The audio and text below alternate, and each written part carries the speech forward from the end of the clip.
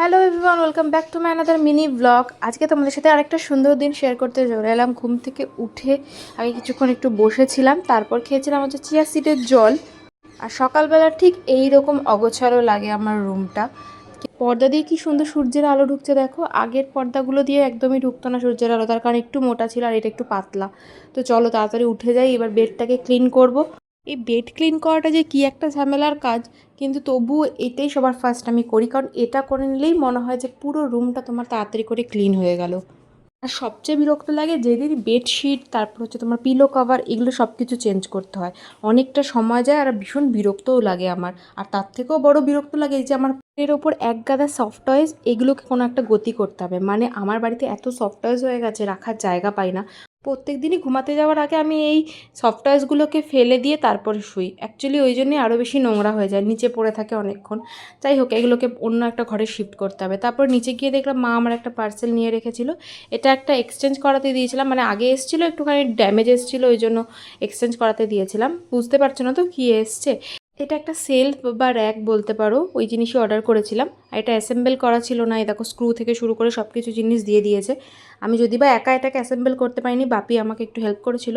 আর এই দেখো এইখানটা রাখার জন্য আমি জিনিসটা অর্ডার করেছিলাম। এটাতে তোমরা চাইলে জুতো রাখতে পারো, তারপর হচ্ছে তোমরা কিচেনের কোনো কন্টেনার, এরকম কিছু জিনিস রাখতেই পারো। তারপর আমি গেছিলাম স্নানে, আর স্নান থেকে এসে স্কিন কেয়ারটা করে নিয়েছিলাম। আর হ্যাঁ, র্যাকটা যদি কারোর পছন্দ হয়, যদি লিঙ্ক দরকার হয় অবশ্যই বলো, কারণ ভীষণ অ্যাফোর্ডেবল প্রাইসে কিন্তু আমি পেয়েছিলাম। তো লিঙ্কের জন্য নিচে কমেন্ট করো।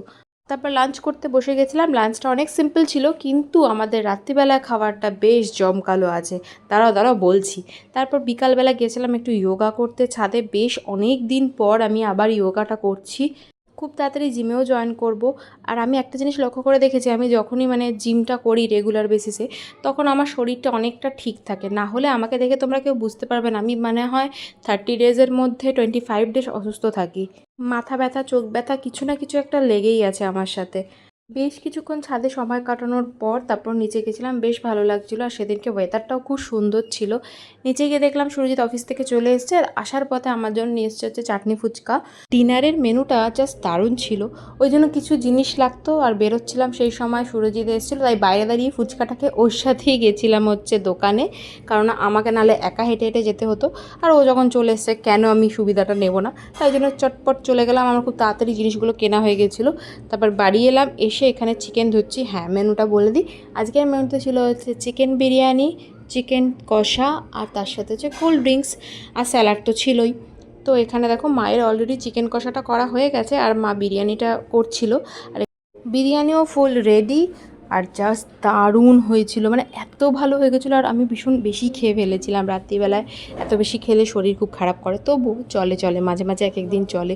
কার কার বিরিয়ানি আর চিকেন কষা পছন্দ অবশ্যই নিচে কমেন্ট করে কিন্তু জানিও। আর আমার তো দুর্দান্ত লাগে সেটা যদি মায়ের হাতের হয়। আর এই যে একজনকে দেখো রান্নাঘরের সামনে ঘুরঘুর করছে, বিরিয়ানি করলে তো বাড়িতে পুরো মানে একদম গন্ধে মম করে, সেই জন্য চলে এসছে রান্নাঘরে।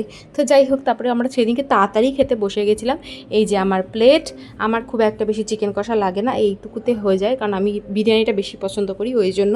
আর কোল্ড ড্রিঙ্কস আমার সব সময়ের জন্য লাগবে। আজকের ভিডিওটা এইটুকুই, দেখা হচ্ছে নেক্সট ভিডিওতে। সবাই খুব ভালো থেকো, টাটা।